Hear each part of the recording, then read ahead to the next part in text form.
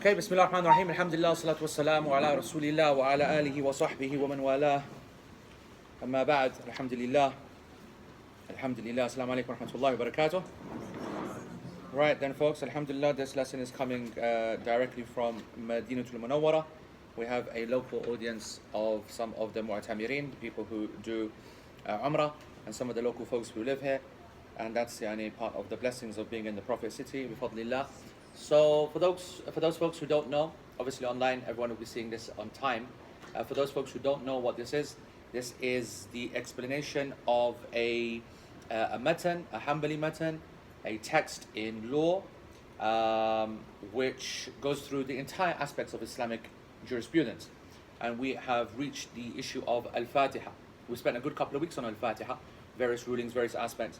And now we're at a text which I've actually just realized when you're watching this on Wednesday that the English translation is not there. Okay, so we'll do one of our ad-lib versions. So the part that we've been covering for the last 4 or 5 weeks is ثُمَّ يَقْرَأُ الْفَاتِحَةِ, and then he recites the Fatiha. Yeah, and we spoke in the last lesson about some of the basic rulings. But the next sections will make it clear what we're going to focus on today. Because the author says, Imam al-Hajjawi alayhi rahmatullah, he says, فَإِنْ قَطَعَهَا بِذِكْرٍ أَوْ سُكُوتٍ غَيْرَ مَشْرُوعَيْنِ وَطَالٍ أَوْ تَرَكَ مِنْهَا تَشْدِيدَةً أَوْ حَرْفًا أَوْ تَرْتِيبًا لَزِمَ غَيْرَ مَأْمُومٍ إِعَادَتُهَا. Okay, I think that should be, and let's add just in case we get there, وَيَجْهَرُ الْكُلِّ بِآمِينَ فِي الْجَهْرِيَّةِ. I think that's more than enough. If we even do half of this, will be a result. Okay, so translation, we've already covered the whole concept that then they will recite the Fatiha, or then he will recite the Fatiha in the Salah, okay, from his arkan, from his pillars. فَإِنْ قَطَعَهَا بِذِكْرٍ, but if he interrupts, literally breaks, but if he interrupts this Fatiha, this recitation of the Fatiha, with some dhikr or a period of silence which is not legislated, neither of them are legislated, and that extends, meaning it's a bit too long, okay, or he leaves, whilst reciting, he leaves out a tashdida, and I have no idea how to translate tashdida, but it's the exaggerated form of when you're reciting, when you say, amma or inna, and of course from a grammatical point of view, this is the coming together of two identical letters. When in grammar, when two identical letters, when there's two noons, they come together, instead of having innana or whatever, it becomes inna, right? This is from basic grammatical Arabic grammar. So anyone who leaves that, okay, and we'll give an example of that when it comes. So أو ترك منها تشديدة أو حرفا. So whoever then leaves from the Fatiha even one form of mistaken vowelization, you could say أو حرفا, or leaves a letter, أو ترتيبا, or gets the order mixed up, لزم غير مأموم إعادتها. It is an absolute necessity for someone who is other than a follower to repeat it. Other than a follower to repeat it. The ma'mum, as we know, is the one who's praying behind an imam. So therefore, by definition, the one who has to repeat it is the one who's praying alone and the imam. Okay? But if you're just someone who's praying in a jama'ah and you were to leave it, then you wouldn't need to. Obviously, that's going to make sense when I explain it. Okay, let's get back to the beginning then and take this bit by bit. Shaykh Uthaymeen, alayhi rahmatullah, he says on page 63 of Al-Mumti', he says, his statement, فَإِنْ قَطَعَهَا بِذِكْرٍ أَوْ سُكُوتٍ غَيْرَ مَشْرُوعَيْنِ وَطَالٍ. What that means is that if a person would say, for example, Alhamdulillahi Rabbil Alameen, that's a dhikr, and it's a tasbih of Allah subhanahu wa ta'ala. And of course, if a person is reciting salah properly, the whole point of getting involved in a salah is that you reflect upon every statement, especially in the Fatiha. Because as we've covered now for the last, I don't know how many weeks now, the hadith of Sahih Muslim, the hadith Qudsi, whenever you say Alhamdulillah Rabbil Alameen, Allah subhanahu wa ta'ala immediately responds. And he boasts to the angels, he's very happy and proud of the fact that the people who are reciting Fatiha are praising him. Athna alayya abdi, hamidani abdi, athna alayya abdi, majjadani abdi. And this conversation goes. So if a person is really into the salah at that moment and really feeling it and calming down, then they'll actually, every moment they will pause and they'll reflect upon what they're saying. And when a person does that, as I mentioned, I don't know, a couple of weeks ago, a lot of people don't understand the concept of dhikr, right? Dhikr, they think is just to say something, but it's not. Dhikr is how many stage process? 3-stage process. First stage? Three stages. First stage. When we say dhikr, break it down. What does actually dhikr mean? Perception. Okay, good. First is perception. Second is reflection. Third, expression. Excellent. Okay, these are the three stages that a person goes through when they make dhikr. Remember what the word dhikr means. Coming from dhakara, means to remember. Remembering who Allah subhanahu wa ta'ala. What does it mean to be in the dhikr of Allah? It means, people translate it as to be in the remembrance of Allah. How is a person in the remembrance of Allah? When you make Allah relevant in every single thing that you do. When you remember Allah in every single thing you do. And remember Allah in every single situation that you never would have thought previously. How does that need to happen? Three stages. First of all, you've got to actually perceive the need for Allah to be relevant in a scenario. You've got to perceive it correctly. So if a person comes in, like I come in at 8 o'clock and I see nice gathering like this, I think to myself, you know, what am I going to say is going to be my final consequence. But the first stage is for me to understand what just happened here, right? I see a lot of people. Now, to a person who couldn't care less, it would just be, you know, just pass by. But if I see a lot of people and I'm expecting a few people, then I'm impressed. So that's my perception, that I'm actually observing things, okay? The second is a reflection. Where did these people come from? From Abu Isa or from Allah subhanahu wa ta'ala's tawfiq? And I think to myself, subhanAllah, this is from Allah's mercy, that in the city where there's so many classes and so much people and people are tired and studying all day and night and they're here to do the umrah, they still come out to study. And then the third part is the expression. So after I've done the perception, I've reflected upon it, and what should my emotion be? What should my thanks be, or my no thanks be, or my protection be, or a'udhu billah, or astaghfirullah? But I say subhanallah. I say subhanallah. So people concentrate on the last part. It is the essential part, but the first two parts are also important. Because if you don't have the first two parts, you're not living dhikr. It's the difference between a person, who's just got the beads and they're just going subhanallah, subhanallah, subhanallah, in this kind of robotic fashion, and people think this is dhikr. This ain't dhikr. A person who is making dhikr is someone whose life is real. And Nabi sallallahu alaihi wasallam used to walk around with beads, focusing on just some robotic action at set points of the day, but rather everything was an observation, everything was a perception of things going around. If something was bad, he would think astaghfirullah. Something was good, he would say subhanallah. When something impressed him, he would say mashallah tabarakallah. And. If he comes to a specific scenario, walks into a house, walks out of a house, goes towards the masjid, comes out of the masjid, sees someone, leaves someone going on a journey, come back from a journey, every single thing requires at least a healthy heart and a healthy mind to perceive that something special has happened, either good or bad. And then to translate that into some kind of emotion, which is an internal one. Because dhikr ultimately is an internal reality. And then it's expressed, okay? And that expression is what then completes the dhikr process. So if you're reciting Surah Al-Fatiha and you say Alhamdulillahi Rabbil Alameen, and you're in the prayer itself, and you recognize that Allah subhanahu wa ta'ala has blessed you to be actually standing in prayer when you've gone through a period of time, for example, 3 months where you've been sitting, and you're in Masjid al-Nabawi, and you could be in the middle of some land of kufr, with lots of people around you, and music playing in the background, and you're trying your very best to focus, but instead all you're hearing is absolute silence.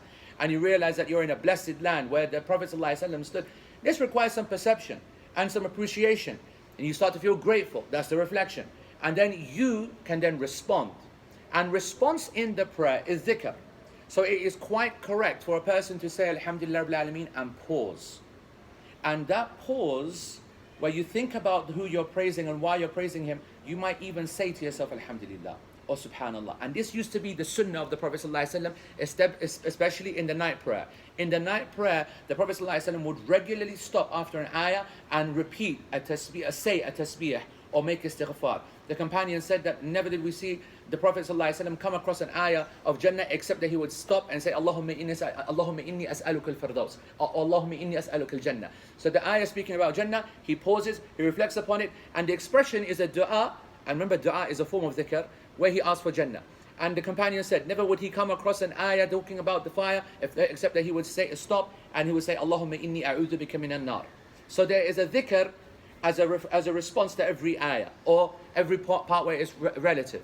So the question that's being covered here from a fiqh point of view is that when does that get too much and when is it okay, right? So the author says that if your recitation is interrupted with dhikr or silence which is too long and not legislated, then we're going to have a repetition. Yeah, we have to repeat the prayer, or we'll repeat the Fatiha, or repeat that. We're going to come to what we need to repeat. So he gives an example. He said, if a person says Alhamdulillah Rabbil Alameen, and he then he starts to ja'al yuthni ala Allah subhanahu wa ta'ala, he goes Subhanallah, Alhamdulillah, La ilaha illallah, Allahu Akbar, Subhanallah, Subhanallah bukratan wa asila, Wallahu Akbar, kabira, walhamdulillah kathira, wa qama yadu bi du'a. yani he's going on and on and on and on. And then he says Ar-Rahman Ar-Rahim. We will say to him, this is not legislated, and فَإِذَا طَالَ الْفَصَلْ وَجَبَ عَلَيْهِ الْإِعَادَةُ. If this is getting to this level, where it starts to get too long, he has to repeat the Fatiha again. Question obviously is, what is too long? Yani what's one person's too much, another, some people don't even know any dhikr, and they would say that if a person saying Subhanallah is too much. If you're from a certain cultural background and you hear someone saying something else in a prayer, you'll have a heart attack, right? If you're a pack and you hear someone reciting Alhamdulillah and you hear him say Subhanallah in between, you're thinking, right, game over, this person's invalidated his prayer. Whereas if you're a person who follows the other madahib, knows that to make dhikr and salah is something which is legislated, and you hear a few words, you'll think maybe a person could have said more. So where is the balance? There's nothing from the sunnah to indicate that. It goes back to what we've been discussing so many times, that when it comes to length of time in any issue, it always goes back down to the culture and the Muslims themselves. They're the ones who determine. And when the majority of the Muslims hear something and they say, you know what, that sounded a bit too long, or you know what, that sounded a bit too short, they're the best judge. And so therefore, if you ask me what would be too much, I would say the example that he gave, 7, 8, 9 phrases of dhikr, is what would be defined as too much. And he's indicating that. A person, if they come across something amazing, Subhanallah, Allahu Akbar is what you would expect, would be munasib. Anything longer than that, you've broken the continuity. We spoke about that last week when the example that he gave about wudu, right? We said before that when a person's making wudu, there's this cultural idea that you're not allowed to dry your body limbs before moving on to the next one. And they often use that as the kind of dividing factor for the fiqh, or to understand that when it comes to continuity, it's about a body part drying. We've proven that it's nothing to do with the body part drying. If you're making wudu, anybody who's been here in summer making wudu in 50 degrees, you don't even finish something and you're washing one arm and when you're doing this one's drying already. So it's not to do with drying. And a lot of people, for example, especially in the West, if you're about to wash your feet, or wipe over your feet, they might dry themselves first before they actually then take off their shoes and then wipe the feet. It's not about drying, it's about how long was the gap before you moved on to the next stage where it seems like too long, where it feels like too long. And everyone's happy with the basic idea that I'll just grab the towel from there, take 5-10 seconds to dry, and then I carry on. This is not breaking continuity. Breaking continuity is going out of the bathroom, going downstairs, saying hello to mom, saying what's up to the brothers, and then going into the other thing, and then wiping the feet. Moving a distance away and moving a time away. Because there's always an issue of zaman and makan. Time and place is relative. Obviously, in this Umrah class that we had just before, people were asking the key question. What is the ruling if you break your wudu during the tawaf? And the answer to this is the answer to the wudu, which is the answer to the Fatiha, which is the answer to tasbih, which is the answer to the bleeding. The answer is always the same when it comes to amounts and time. It's what the people think. What do people think? It's the same answer to, I made a mistake in a prayer, but I got to the car park. I made a mistake in a prayer, but I'm still within the musalla. Can I go back and rescue it? If I'm in a car park, can I go back and rescue it? These answers are all based upon the urfi understanding of what is a long time.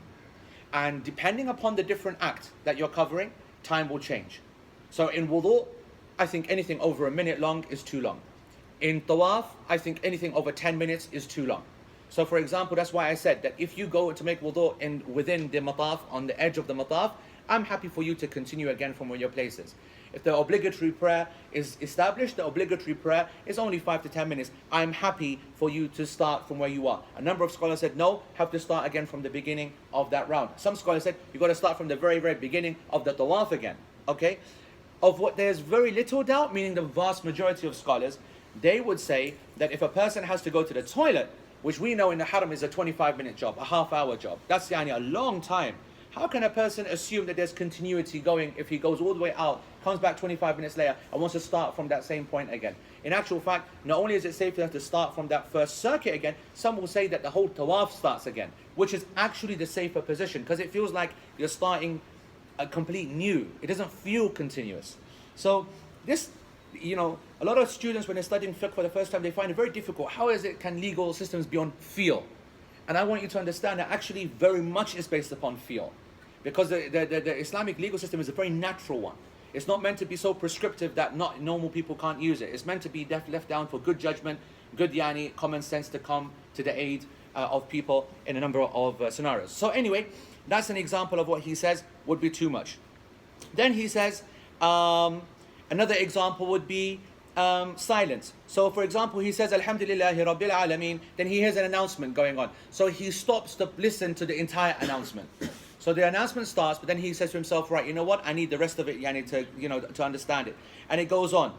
So this person should start again from the beginning, because there needs to be continuity. Okay, it needs to be continuity.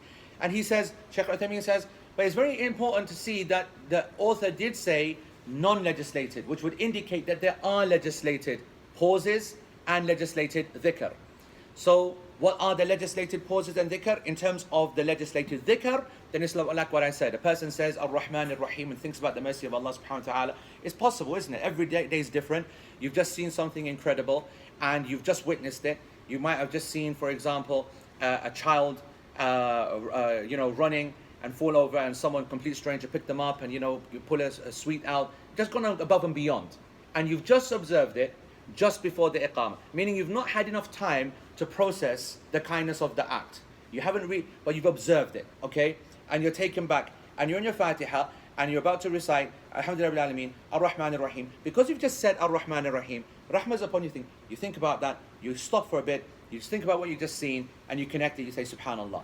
Because this Rahmah that Allah subhanahu wa ta'ala places in the heart comes from the one portion that Allah subhanahu wa ta'ala sent down to the earth, 99 left of Allah subhanahu wa ta'ala. You have a Rahmah moment, you reflect upon it, you pause. That is what's called a legitimate pause, a legitimate sukoot. If you were to say Subhanallah, that would be a legitimate dhikr, right? It's the long one that we're having a problem with. It's a long period of silence that we have a problem with. Shaykh Uthaymeen gives an example when you say Sirat al-Ladina an'amta alayhim. So guide me to the path of those people that you are pleased with. It would make sense that you would say to yourself, Allahumma ja'alni minhum. Oh Allah, make me from those people who you are pleased with. Like directly as a response. So you said, oh Allah, guide me to that path, the path of those that you are pleased with. Ya Allah, make me from them. And then you carry on. It's a very small dhikr that is legislated. And he gives an example of a small pause, which to be honest, I don't know if it's a good example. And I think the reason I don't think it's a good example is because there aren't that many examples actually to give of a legitimate pause. Who can think of a pause in a prayer? A legitimate one. Whenever you say an ayah, you wait for God to respond. So, that's interesting because that's coming up, and that's more to do with how the Fatiha should be recited. Okay. Yeah, how the Fatiha should actually. What's the sunnah of the Prophet ﷺ in recitation of Fatiha? Is it tawasul? Alhamdulillahi Rabbil Alameen, Ar-Rahman Ar-Rahim, Maliki Yawmiddin, Iyak, like this? Or is it Alhamdulillahi Rabbil Alameen, Ar-Rahman Ar-Rahim, Malik, is the pause the Prophet ﷺ practicing the conversation that you're referring to in Sahih Muslim? Or is it that that's his sunnah? Or is it neither of those, and it's just the fact that every ayah should be recited in a way that when it ends, a person should reflect upon it? I think it's probably from that category, not from silence. Are we talking about in Jama'ah? Or... You know what it is? The answer should really be on your own, but he's going to give one in Jama'ah. After Fatiha. Okay? That's actually what he says. But by yourself? What would the example be by yourself? Legislated. Because the Imam, we get that one. He would recite Fatiha and he would pause to, and that's the example that the Shaykh gives the example of, that maybe there's a person maybe behind. Well, he doesn't give that example, but I can say that would be more understandable, that he recites Fatiha like in the Shafi'i school.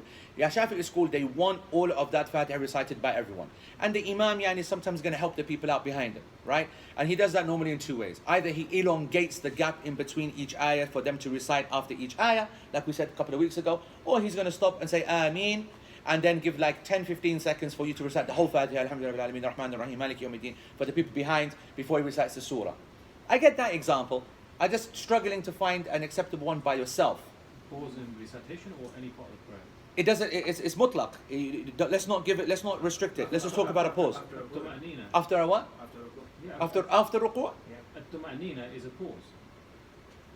To allow a person to bodily relax, yani? Oh, Yeah. whenever we're praying the prayer for the dead, Okay. we pause and think about, reflect about who passed away, and we can send a prayer to. So the reason we wouldn't use that as an example is because there are some scholars who don't even think that the janazah prayer is even a prayer, to go that way.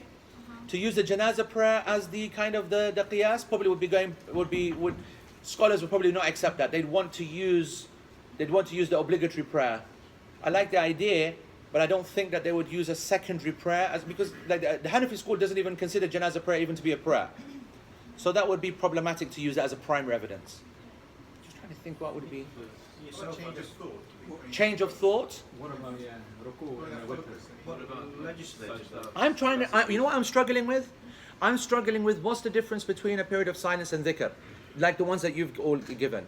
Everything that you've mentioned, I put under dhikr, except maybe tumatnina. Would the sajda of recitation be considered? A sajda of recitation? No, because that's not a pause. That's a continuation of the actual salah in another act. But we're talking in Fatiha though. In Fatiha itself. Yeah. What if you've just been really moved by what you're reciting? So you're not exactly doing dhikr, but Yeah, I think so. I think that's probably where he's going to. And then the question would be, how long will we accept the person to be in that moment? So let me put it to you. What do you think? 20 minutes at least. Of course, sometimes they do it here. Pure hater, custom pure hater.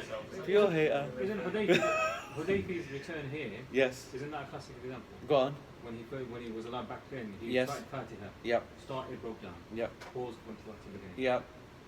Tried again, broke down. Yep. Again. Maybe. That's an extreme, I guess, isn't it? Yeah. That's why I'm not fully down with it, but it could be argued. Okay, they pause so they can be conscious of their surroundings. Maybe there might be a sign. Okay, so how long? How long is acceptable and how long's not? That's a good one. Depends on the situation, isn't it? Okay, you think it changes that drastically each time? Yeah, if you're in danger or something, or So in Fatiha, it would be more than a couple of seconds. By emotion, is emotion sort of? Yeah, emotion. You see, my problem with emotion is that I consider emotion to be part of dhikr. You see, when you have the definition and the system of dhikr that I just mentioned, the expression part sometimes doesn't happen. Okay? To actually say something after a person has actually remembered Allah subhanahu wa ta'ala.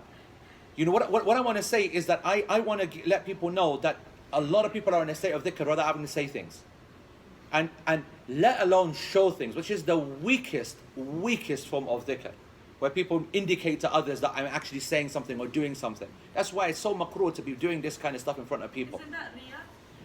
In my opinion, if you want to be take my even worse than riya, but 100%.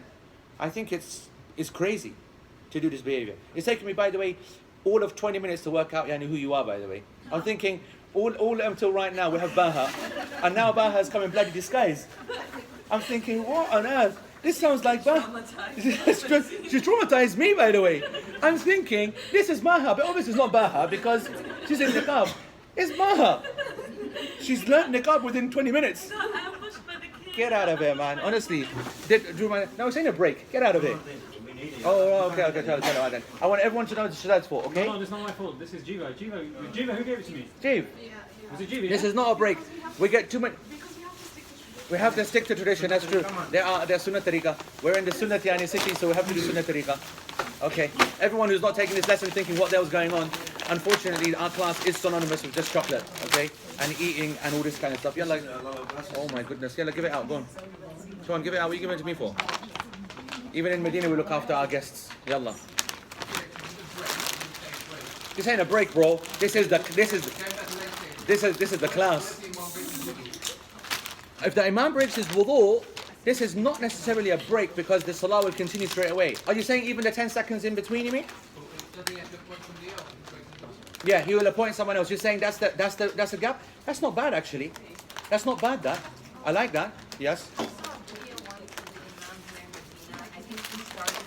But he didn't. The one here, which was Imam Shaykh al-Hudayfi, he didn't start the prayer. The famous video that you're referring to, he kept everyone standing just after the iqamah. He was about to make takbir, the iqamah had been given, and he realized that he hasn't got wudu, and so then it doesn't really matter. It doesn't really matter, and he made everyone stay, just there for a second. By the way, I can't believe this is obviously a significant descent into the absurdity, or into the absurd, when we're actually going for Hershey's, which is not chocolate by consensus of the world. I know that wasn't you, because Jiva, if you had bought Hershey's, you would be banned from this class forever. Hershey's ain't chocolate. Are you kidding me? Everyone gives you back. You've had a week, a month, and a year of eating Cadbury's, and you're going to eat Hershey's, and you think that's just chocolate? Look at his hate. Look at his hate. You're a mafia, a math. No, math you are.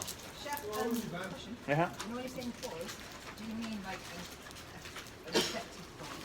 Or would like No. say you said a family letter of Halloween and then the child comes into something and you stop them? That's good. They're talking about a technical pause, not linked to reflection or whatever, because that's what dhikr is. So, We're talking a physical pause for some kind of reason. The main, I don't want to lose every, go on. Could it be forgetting what's next or trying to think what you're going to recite after? Good example. How long though? Let's have some time. So we're given 5, 6 different examples which are good. How long would you consider it acceptable? If you look here, 5 seconds, 10 seconds. 5, 10 seconds. You saw today. 5, 10 seconds. Would it reflect, I mean, depend on how long your Fatiha would be? Well, that's a good point. What if your Fatiha is very, very slow and long and slow and controlled? You can't apply a 1 second if you're reciting. Take 10 seconds for Alhamdulillah Rabbil Alameen. That's a good point as well. You can pause if your mind is not focused on your prayer, like the shaitan is So that's a really good point. If you were to pause in Fatiha, we know that legislated are 3 dry spits on the left hand side. Let's have a look at this. That's what? 3, 4 seconds. Some time before and after. So yeah, okay, good. So you're struggling with something, shaitan's coming to you, you pause, I'm not having this, I'm losing control. That's 2 seconds. Turn. Yeah, I'm comfortable with 10 seconds. I'm comfortable with the general kind of 8, 9, 10 seconds. I think I've always had confidence in people. And every fiqh that I teach, I'm very comfortable with people making their own decision. Now, the only problem with that in the last maybe 10, 15 years since I've been teaching is that the rise and increase in waswas and OCD. Now, the problem with this increase in the community in general has made people lose their confidence. What about impatience? Impatience. Impatience, because there's going to be a difference in the time that you're able to tolerate somebody not reciting. As an individual themselves or behind an imam? But the community in general. Yeah. And if you're thinking that the whole community is used to somebody praying faster or getting Yeah. faster than they, Yeah, so that can't happen. that's going to change. What That's going to change public perception. We can't let an outlier change. Just like in statistics, you've got a standard deviation. Of course, but if people in general are all going that way, If people in general are all going that way, then we've got to give what the people should expect. which I think is what's Which is why the Prophet ﷺ did not hesitate in censuring Mu'adh ibn Jabal when he extended Isha. Whereas you compare it to his own recitation, he saw that the people were not happy with it, and Mu'adh was censored. Okay, so I completely agree with that. Anyway, what about the Imam who's finished the surah and he knows people are going to join the salah, so he gives a pause, allowing So- people so- to so- join so- before going to ruku. so you see this? There are a number of fuqaha that consider this to be makruh and some even consider it to be haram. And the reason for that is because they say this is an actual changing of the structure of the salah. Especially if you make it more than 5 or 10 seconds. It's like people think that this is a great thing for the imam to do. Because in our masajid, especially in the West, it's all doors here, everything. You can hear people struggling, the creak of the first door. And if you're an imam, you know exactly how long it takes for a person to get to the last row, how long it's going to take for them to make takbir, and you'll see that it's a very difficult. I know when I'm leading the prayer, it's really stressful. That for certain that a person has walked in and he's walking and you're about to now go up and say Sami Allahu liman hamida, and you're going to skank my guy, yeah? And my guy is saying, just another 2 seconds, just another 3, and I've already waited 9 or 10. How long do I keep waiting for? And that's why it's makruh. I really like the position of the scholars that say that it's not good, because we've got to get people off that. And you know what it is? It also shows a poor understanding of deen. I criticize myself when I do it, and I am guilty of it. And I say, do you understand deen or not? Why are you worried about this person catching that rak'ah anyway? He's got the ajr of the salah. What's your problem? You know what I'm saying? But you get emotionally weak at that moment, and you kind of think, let me help him out. But you're not helping anyone out. You know what I'm saying? It's almost like, the whole airplane scenario when you talk about the oxygen situation, right? You're actually always thinking that I've got to, sometimes to do the other action is better for the overall scenario than what common sense might say. Anyway, Can I ask Yeah, a question go related on. to that? Yeah. A bit off the topic. Yeah. So supposing you're going to start to pray and you're waiting for somebody, for a jama'ah. So just you and that guy. Yeah, and the guy. Plus it's kids, man. Yep. They're not coming, they're taking ages, blah, blah, You blah. say, right, forget this. I'm going to start my salah. I'll Yep. make a longer surah, and they'll just catch me up. I think that's okay. Is it better to do that or wait for them? Better to do that, obviously. Yeah, No, well, no, no. because you'll be praying earlier, which is a sunnah. You're praying more, which is a sunnah. On your own to start. On with. your own, which is even better. Remember, recitation longer on your own is what is the request from the sunnah. In jama'ah, to not hurt other people in whatever way it is the sunnah to keep it shorter.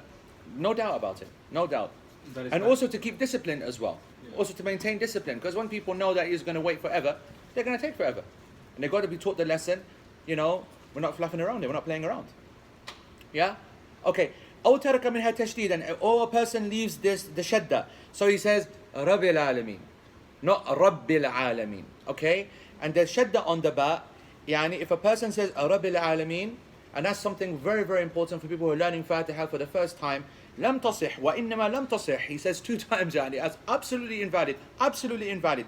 لأن الحرف المشددة عبارة عن حرفين. Because you have actually, by going رب العالمين, you've taken a ba out of the Fatiha. If I was to say to you, if I didn't talk about tashdid at all, and I say, is it possible to recite Fatiha and take a ba out of it? You would say, of course not. Well, that's exactly what you do when you don't say Rabbil Alameen. Alright?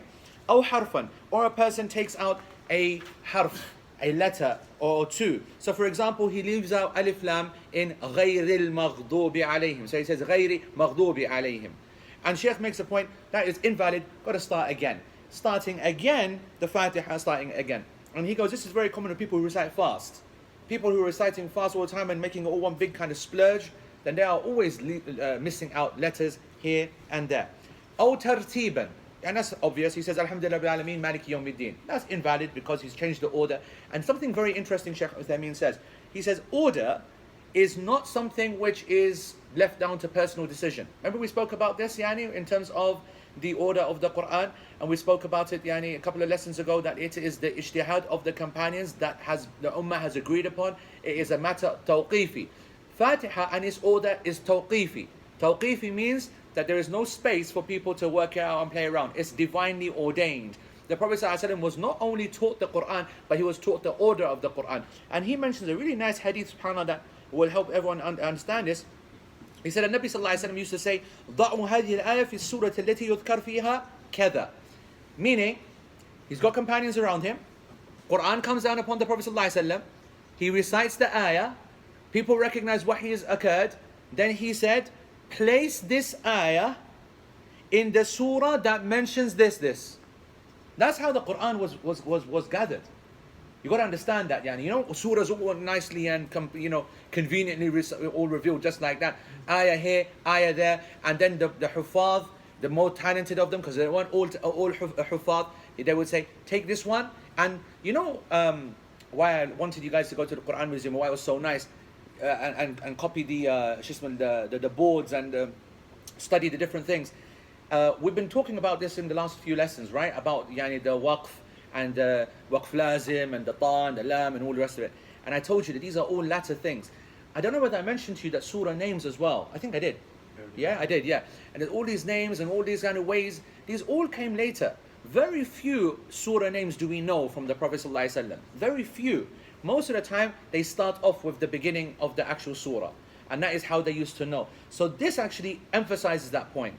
They would, the Prophet ﷺ here didn't even say, go and put this in Surah Furqan, or go and put this in Surah Al-Kahf. He said, put this in the surah where it mentions so and so. And the companions would be spot on, do it. They would recite upon him, he would correct. And then who corrects the corrector? Jibreel alayhi salam, making the review every single year, and then twice in the year that he passed. That is the Quran, verbal, oral, A-U-R-A-L, and that people hear it and memorize it, and oral is passed by the verbal tradition. The physical recording is an afterthought. It's a secondary matter. Yeah, as we spent obviously a lot of time talking about. We're not going to go about that. So if you do any of these things, what happens? لَزِمَ غَيْرَ مَأْمُومٍ إِعَادَتُهَا. Any person who is not a follower has to repeat it. So you are 3 people, aren't you, when you're praying? You're either the imam, you're either the follower, your imam, a leader, you are a ma'moom, a follower, or you are munfarid, you are an individual praying by themselves. So the imam who does this mistake and the munfarid who makes this mistake has to repeat that Fatiha. Why only those two? Because Because the follower is following the lead of the imam. So what? this follows your. There's too many people to. No. The imam takes the burden. So put it into a legal statement. Oh. Put it into, that's exactly, and you're right as well, and you're right as well, and you're right as well. But so therefore the legal fact is what? That according to the Hanabila and according to the majority, no, Fatiha is not wajib to recite upon the follower. Okay, that's the legal statement. So if Fatiha is not wajib to recite, because we said before, only the Shafi'i school consider it as an obligation to have to recite. The rest of the madhahib, Hanafis don't need it recited, Imam covers. Malik and Ahmed and the majority of the Salaf and the majority of the scholars afterwards, they said as long as we can follow it when we hear it, then that's good enough. And then when we can't hear it in the silent prayers, we have to recite it. So if you're following it, the Imam is doing the work for you. The Imam is doing the job for you. So the point is, what the Hanabila are saying, if we don't obligate the follower to recite Fatiha, how are we going to obligate him to repeat the Fatiha if he makes a mistake when he's not obligated to recite in the first place? Does that make sense? You understand? What's the problem with this statement? That's Or rather, what's needed to be said after I've made this statement? if the imam makes a mistake. No, still talking about this ma'mum, this follower. What more needs to be said? So therefore it's okay then. I mean, what I've basically said is it's fine. Khalas. Astaghfirullah. No, I'm saying that I'm almost like I'm suggesting that the follower, he can just keep missing tashdeed and huruf and tartib, he can do what he wants, right? No. Because he doesn't have to repeat it. We just said he doesn't have to repeat it because it's not obligated to recite it. But to intentionally. Abdul Razak? No, this is him. But I'm saying intentionally. Intentionally, yeah. He's done it intentionally. Then you need to start. So put that into legal terms. Continuing to do something intentionally. Yeah, means. If he's changing Quran, then So what is the ruling on this person? Yani, we've done part of the ruling. We've said that if the imam or the individual does any of these things, they have to repeat the Fatiha. What does the ma'mum have to do? Tell me everything about the ma'mum, the follower, if he does anything like this. The imam swallows his mistakes. The imam swallows his mistakes if he's reciting along and doing something and he doesn't know, not aware. He's Intentionally doing Then it. he's broken his salah. There's no salah. So how is that? Why? But he's changing. If he's saying he's changing Quran, then he's Yep. out of the game now. No, but even when we say intentionally, I don't mean intentionally like as an enemy of Islam. I mean intentionally that he's aware that he did it, not sure what he's doing or not doing. Maybe even he's in a learning stage and he's not sure or whatever. Well, that's something else. No, but you guys have got all the correct kind of answers, but the simple answer is just missing. You know the whole point of invalidity and sin. Okay. That's the answer. Okay. Okay? So Never ever Still valid. correct, Sinful. but sinful. And you guys should by now have been getting that. We've spoken again, it's very important. From a league, when you study fiqh, you have to always be cold enough up here to divide between sin and invalidity. But You get what I'm saying? if it's unintentional, still If it's unintentional and the person is new Muslim, learning today, whatever, that's something else. But we're talking a person, who someone's warned, and they make a mistake again, it's a mistake. If a person's going into salah and intentionally saying, I recite that person's not even a Muslim. Intentionally, I will recite it my way. Do you know what I mean? But a person, who is been warned, your Quran's weak, be careful, don't do this, and he carries on doing it, okay, without making any attempt to rectify, what's the situation on this person? This person hasn't invalidated his prayer because he wasn't obligated to recite the Fatiha in the first place, but he's sinful. And as a result of that, Shaykh Uthaymeen says,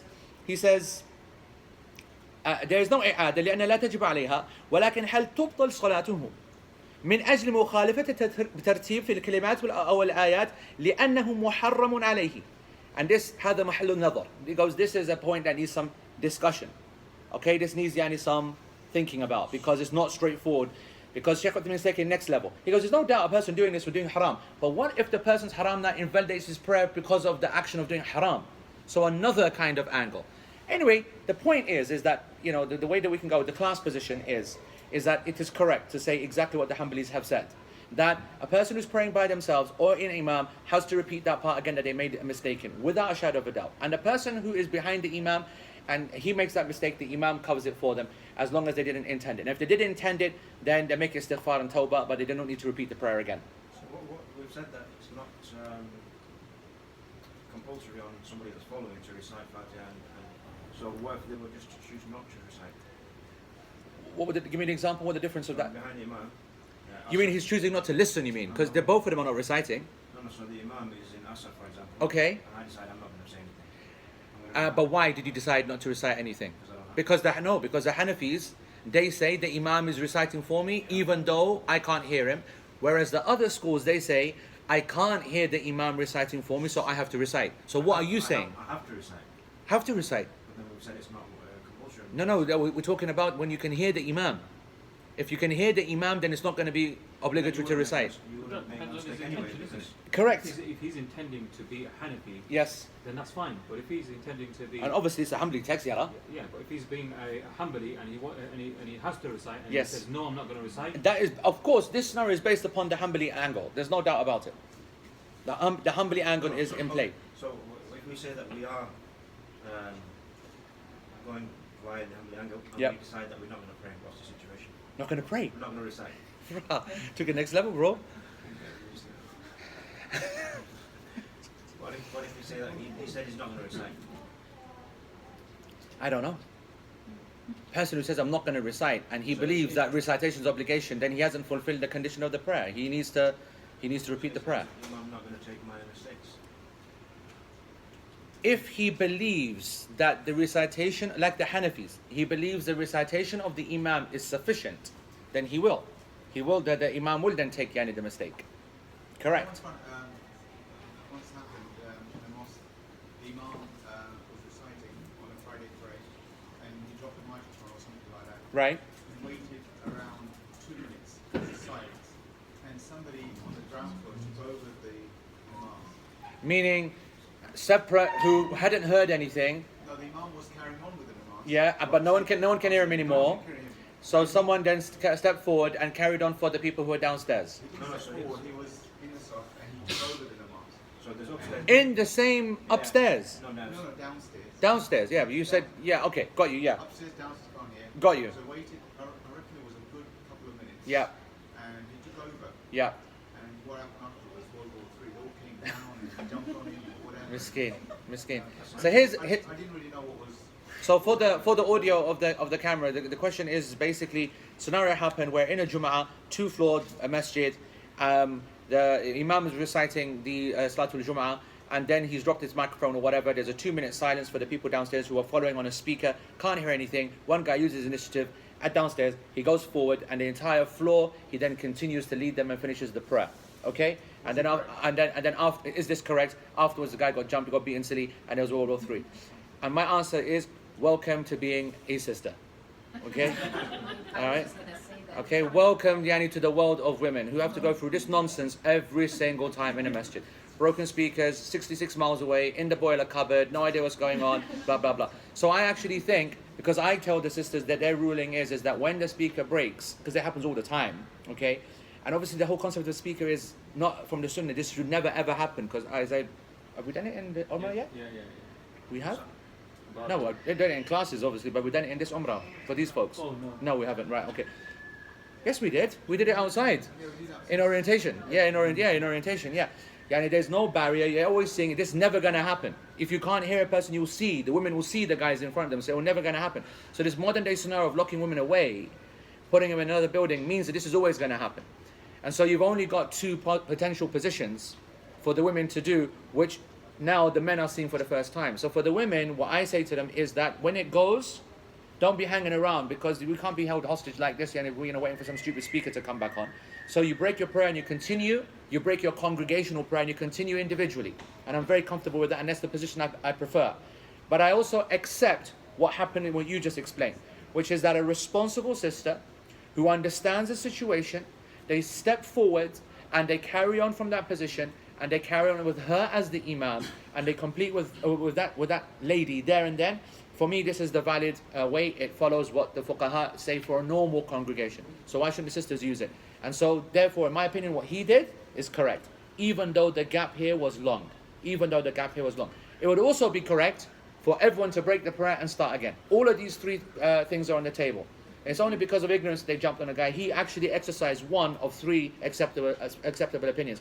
Actually, in that scenario, two acceptable opinions, because to pray by yourselves in a Jum'ah prayer, that would have been a bit rough, because everyone's come together to pray that one-off congregational prayer that has to be prayed in congregation. There's not such a thing as a single Jum'ah. If you were praying Dhuhr behind an Imam on a Thursday and this happened, the three options are on the table. You'd pray Dhuhr by yourself, you'd make a new Jama'ah with someone who stepped forward, or you would, what was the third one?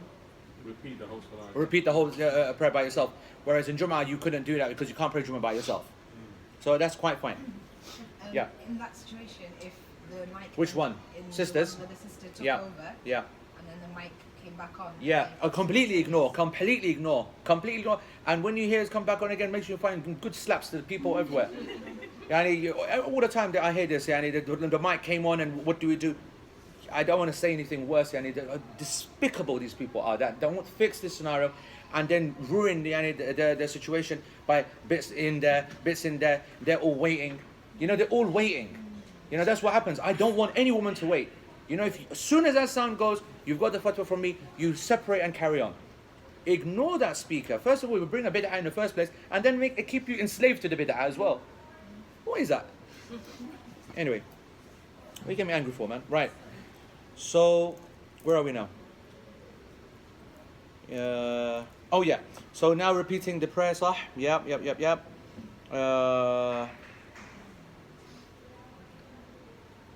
Okay, so Shaykh Uthaymeen says, okay, what does it mean? Repeat the whole Fatiha, repeat the whole prayer, repeat that ayah. So he says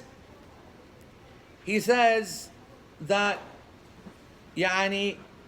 according to the author, Al-Hajjawi statement, إعادتها, that there needs to be a repeat of repeat it indicates the whole prayer needs to be, the whole Fatiha needs to be repeated if a person makes one of these little mistakes towards the end or towards the middle. And Shaykh Uthaymeen says, I don't think this is right. وَقَدْ لَا يَكُونْ هَذَا مُرَادُهُ. He goes that sometimes a person indicates that with his speech, but even he himself doesn't intend that. Actually, he says, the only thing that needs to be repeated is that which you made a mistake in, because everything before that was correct. Everything that you said before that was correct. So the only thing that you're going to repeat is the one that you left the harf out, or the order out, or the whatever. And that's what he says, and I'm happy with that. Okay, Sheikh then says, question, how do you recite Surah Al-Fatiha? What's the actual manner in that you recite Surah Al-Fatiha? He goes, you must, yambaghi, no, must. He goes, you should, that's a nice word, should. You should separate between the verses and stop at every single verse 7 times. Alhamdulillahi Rabbil Alameen, stop. Ar-Rahman Ar-Rahim, stop. Maliki Yawmiddin, stop. Iyaka na'budu wa iyaka nasta'een, stop. Ihdina as-sirat al-mustaqim, stop. Sirat alladhina an'amta alayhim, stop. Ghayr al-maghdubi alayhim wa lad-dallin, stop. And this of course is based upon the opinion of what? Of what? What's this this stopping based upon? That the basmala is not part of Fatiha.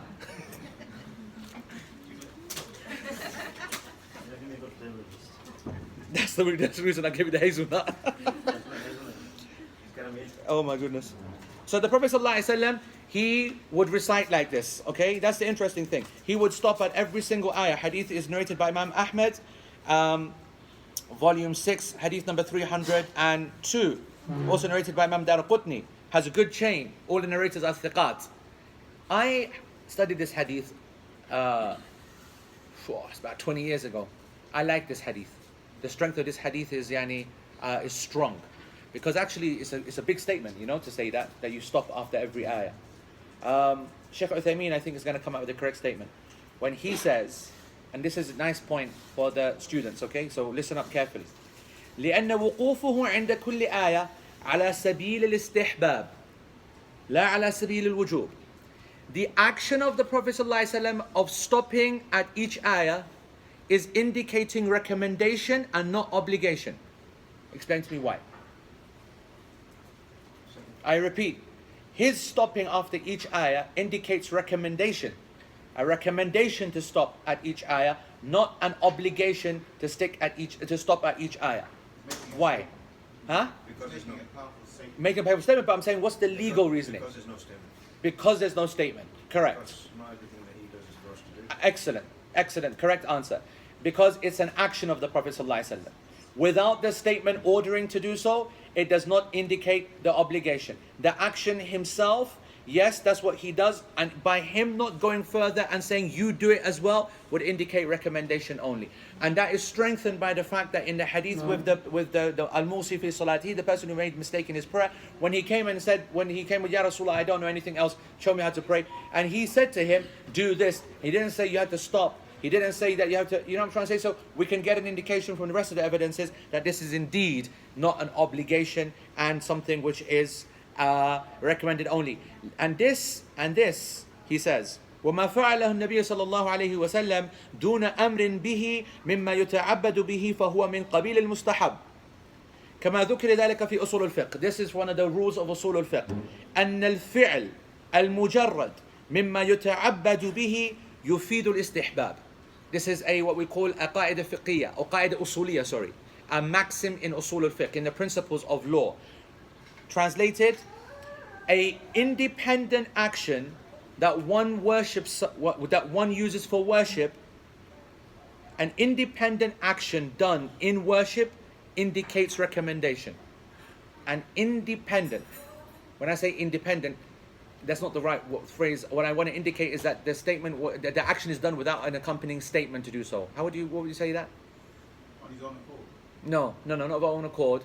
If I did an action and I didn't tell you to do the action, what would I describe that action? Would I say? I wouldn't call it independent. I would call it an action without a statement, right? How would I? What would the phrase be? Non-prescribed. No. That's the consequence. No. That's a consequence. How do you describe an act that doesn't have an accompanying side part to it? I think it's somewhere in that way. It's independent, individual. It's in the ins. Standalone. Yeah, actually, I think standalone is good. I think standalone makes good sense. Standalone. A standalone act of worship. And whatever, anyway, it doesn't matter what phrase we choose. What's important is that people understand what it means. So a standalone act of worship, brackets, that doesn't have an accompanying ordered statement, close brackets, indicates recommendation only. That's the qaida usuliyah. Okay? And then Sheikh says that, okay. And then, I did this last week, and let's finish with this point. Sheikh says, what if someone says to you, you've spoken about leaving letters out, you've spoken about missing this, you've spoken about that. What if someone swaps a letter? Okay, in the Fatiha. Ambassador is saying, absolutely no way, and that's correct. Intentionally. No, unintentionally. I mean, the point is not the reason why intention and unintention is not important is because if another person is listening, let's look at it from the third party point. What do they have to do? So if I'm listening to you say, Alhamdulillah, I don't want to even say it, make a full statement, but you get what I'm saying, yeah, completely change Rammil Alameen or something, and you are going to say to me, whoa, bro, what's Rammil Alameen, and you're going to make me think. What point are you going to say? Well, I'm giving the answer, aren't I? Yeah, and that's exactly the example that Sheikh gives. The dha instead of the dad. Yeah, we spoke about this before. What did I say 2 lessons ago? It's not as serious. Carry on, what else did I say? Comes from the same part of the mouth. It's an attempt to say it properly, not an attempt to change the meaning. There's a lot of side factors. And then I added the caveat. And subhanAllah, what a perfect place to add the caveat, okay? That I myself, I think Faraz was asking me, where's Faraz? There's Faraz right there. This point, Faraz, that we're covering now, okay? What if a person says, wala-dhaleen instead of wala-dhaleen? Do we make the person repeat the prayer or repeat the Fatiha? Again, it was Shaykh Ubaidullah al-Afghani here that was teaching every single person who wanted ijazah from him in Surah Al-Fatiha a letter that I still can't recite today. A letter that was in between a da, and a dha, and something in between. It was like a dha or something, I don't know what it is. because he has a riwayah back to the Prophet ﷺ that he was taught. He was the Shaykh of the Qurra, he was the teacher of Al-Hudayfi, and he was the master of Qira'ah. And this used to be a real matter of controversy in this masjid. Okay, we're talking 25 years ago, right? He only passed away how many years ago, Afras? Passed away what? Yeah, no, I mean a couple of years ago he passed away, subhanAllah. And I mean he's from the teachers of Quran. And how do you argue with someone who has a sanad going back to the Prophet ﷺ? Because sanad is oral. And if he's reciting like that and other people, and the other scholars used to be not happy with him at all, as you can imagine. Everyone's really like, what is that? What kind of sound is that? So I want to say that only strengthens this argument. You would never make inkar upon a person. I know we are Pakistani, all going, wala zaleen, yeah. They're finding it difficult anyway. But I'm saying that there could be even a legal precedent for what they're saying. And the same when we say, al-lazina, we know. Even, I told you that the Paks think that, it's only them that are cursed with al-lazina. If you go to Egypt, all of them, all the Middle East, Syria, Palestine, whatever, they all find difficulty saying that. Because in normal Arabic speech, people don't fuss about the difference between that and that. But when it comes to the Quranic Arabic, you've got to be more accurate. So don't just Paks. So I'm comfortable with that. Comfortable meaning we don't have inkar. Sorry? Is there a school of thought when you get someone from South Africa, their accent is so... So this is not about accent. You can tell accent. Like, there's a big thing, there's a big difference between the Saudis and the Egyptians, for example, in their accent. So, for example, you'll see what we call, the Egyptians are very muraqqaq. Like Iman. Like, if you listen to Egyptians call someone, their daughter Iman, they go, Iman. Right? And if it's a Pak, they're like, Imana. Imana. Right? So if your daughter is Iman, and the Saudis are like in the middle, it's like Iman. So you look at the right? It's the accent on the... So honestly, you go to... The Egyptians are hardcore standing up. Iman, right? And if you hear the Saudis, it'll be Iman, and the Pak is Imrana, Imana, yeah? Qur'ana, right? And so if you hear Egyptians, they'll say Quran, Imran, like that. It's like really high pitched. So that's what accent is. And accent doesn't affect the actual, I'm not talking about that, no. I'm talking about pronunciation differences. Raz, you were saying? No? Yeah. Anyone else? Because I'm going to stop here. The question was, Yep. what would you do to that person that did that? Nothing. That's the point. We would not consider this person. We would educate them. Yeah, we'd correct them and say to them, "Listen, you got to work on this, and whatever." We would not say the prayer is invalidated. That's the point. That's the point of the question. Yeah. What if it's an extreme difference? So, for example, some of the Egyptians regard Jinn as a get. That's unacceptable by consensus.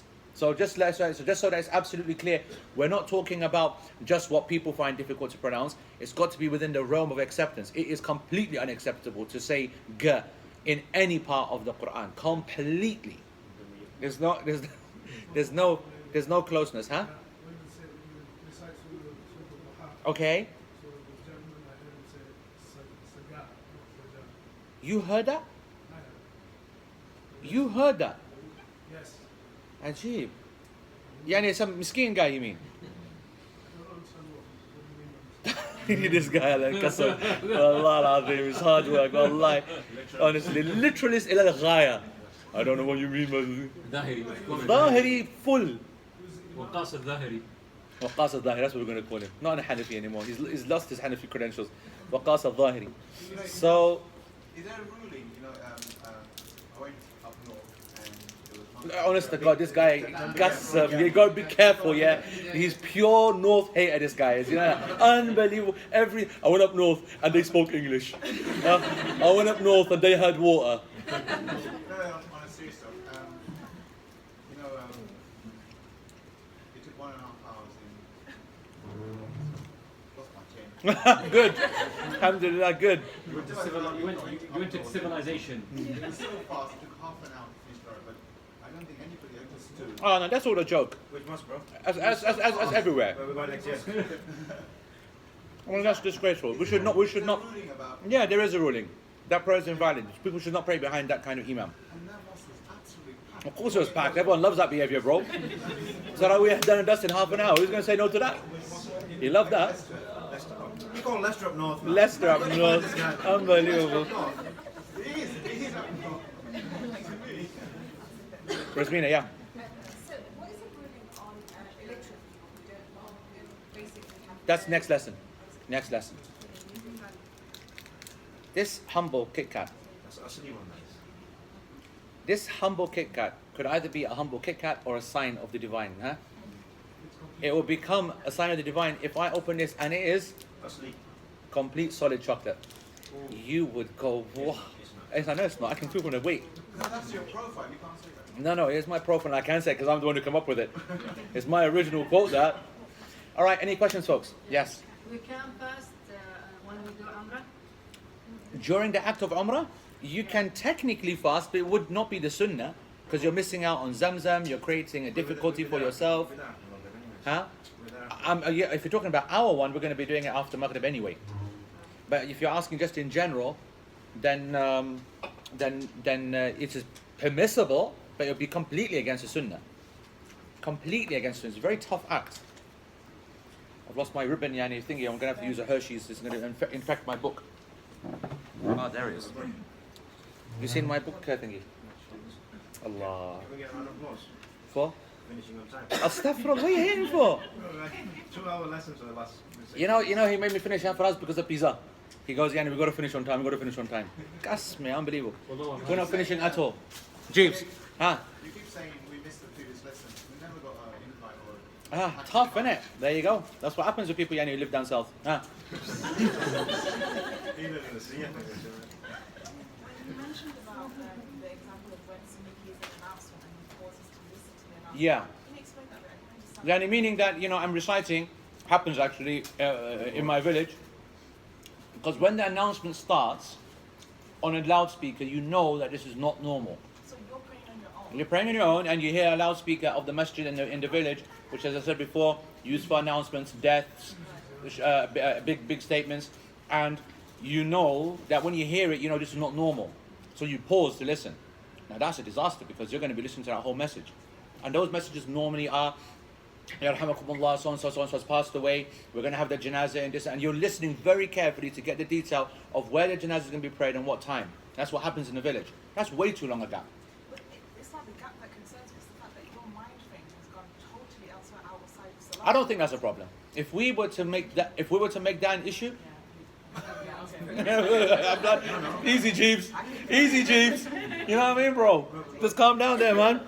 Slow down. We talked about that with music. Yeah. You said if there's music around and you're not listening to it. Yeah, there's a big difference between listening and hearing, okay? As-sama' and istama'. Yani, the distinction of sama' and istima' is when a person hears something is different from when you listen to something and you start to focus on it and follow it and whatever. So people praying in department stores and work and music and people chatting. Listen, I've got to tell you something. A lot of people, I'm a massive advocate, anti-children in a masjid. Massive, everyone knows that, okay? Big time. Islamically it's not supported, this, that, whatever. But I really don't like the people who advocate for this position using illegitimate evidences, like they make too much noise. This idea, all right? Children, everyone makes noise. Allah subhanahu wa ta'ala didn't create the world to be noisy. If you are struggling to pray because it's noisy, you need to die.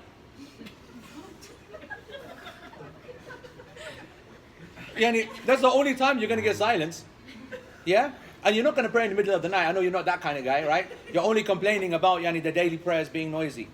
It's like that person who really freaks me out. The one who comes to Jum'ah and, says, I've got no space.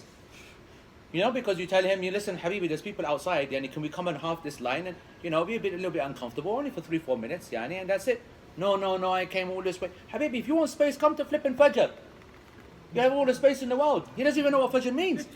But he comes to Jum'ah and he wants his own mansion.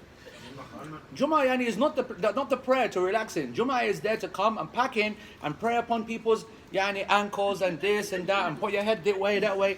That is the Jum'ah prayer. Jum'ah prayer is a buzz. It's not there to chill. You know what I'm saying? So what I want to say is that when we want to be correct about this issue, noise is something that Muslims have to develop a defense system against. And the first stage of that defense is to understand, don't be disturbed by sound. Be disturbed by your inability to stop following that sound. That's what you got to work on. Accept and train yourself to pray and hearing lots of disturbance, and work on the skill of making it all white noise. You know, subhanAllah, if you think about it, okay, it makes, white noise was never a concept. White noise is a modern idea. So people who have sleeping problems, they now use white noise. Can you imagine that being 100 years ago? Of course it wouldn't. It doesn't make any sense, right? To use noise to help someone. But that is what scientists have worked out. White noise numbs the person, and if they're tired, it sends them to sleep. I want to say to you that the proper musalli, uses white noise to focus on the salah. You got to create all of the background, whether it's the department thingy, or whether it's the masjid and the drone of the people, or them chatting, or kids, or women, or whatnot. Make it just white noise and focus on your salah. That is not the reason to ban children from the masjid. That's not the reason that you should be complaining about kids in the masjid. Listen, I can't believe I forgot to say this today at the Umrah class, because virtually the whole group was here. Only a few people were missing, and that was my opportunity, and I completely missed it. Okay, there are a number of people here in this group that are praying on chairs because of some problem or age or whatnot. Yeah, this is important. Wallahi, and everyone needs to hear this, because this is what I saw today. So everybody who is praying on a chair in these masajid, okay, in the here and in the haram, the chairs that you use, the free ones that are given, are little stools, and they're very, very light. And because people are not used to, one, praying in congregation, especially the women, they're not used to praying in congregation. Number two, they're not used to praying on something so light. So what they're doing is that they are praying like this, yeah? And they're praying like this, with full confidence that the chair is still there, right? And in this masjid, children are all over the place, and they bump in and they move on purpose as well. And yesterday I was praying, this morning, Fajr. It was Fajr, yeah. Oh my God. In front of me, I was in the line where there's a big gap, the pillar gap. Yeah, so the pillars. And then the line was over there, so we're talking like 2 lines worth. The guy had put the chair there. An old man, and there's a little kid, she's about 4 years old. She's walking around, happy as Larry. And she bumps into the chair, and I see the chair move 45 degrees. And my heart stopped. Qasam, my heart stopped, because it was on the carpet and didn't make any sound. And my guy didn't have any clue. And I was there looking at my sajda point, and I was thinking, oh my God, oh my God, oh my God. Do I step? Do I push? Do I push? And I thought, no, I think he's okay. No, I think it's okay. I think he's going to be okay. Hope, Ya Allah, do what you do, which is that before you go down, just check that it's there. He didn't. He went down, he caught just the edge. And the chair went like this, and the guy went like that. Miskin was like 80 years old, bro. He caught it just like that, and he was Ahyan, he couldn't work out what happened, because he hadn't moved, yeah? So then he's sorting the chair out like that, whatnot, yeah? And then obviously next rak'ah, when he went down, he did check, okay? So I know that people don't do that at home because they're so comfortable, but in the Haramain, do not pray on a chair before going down, because it is a very serious way of injuring yourself, because you're not stopping yourself, you hit the floor very hard, all right? Yeah. That would have been your fault. That would have been my fault, yeah? Everything's my fault, yeah, I'll take one, no problem. Anything else, boys and girls, anything? خلاص we done. سبحانك اللهم وبحمدك أشهد أن لا إله إلا أنت وأستغفرك اللهم وأتوب إليك. جزاكم الله خير والسلام عليكم ورحمة الله وبركاته.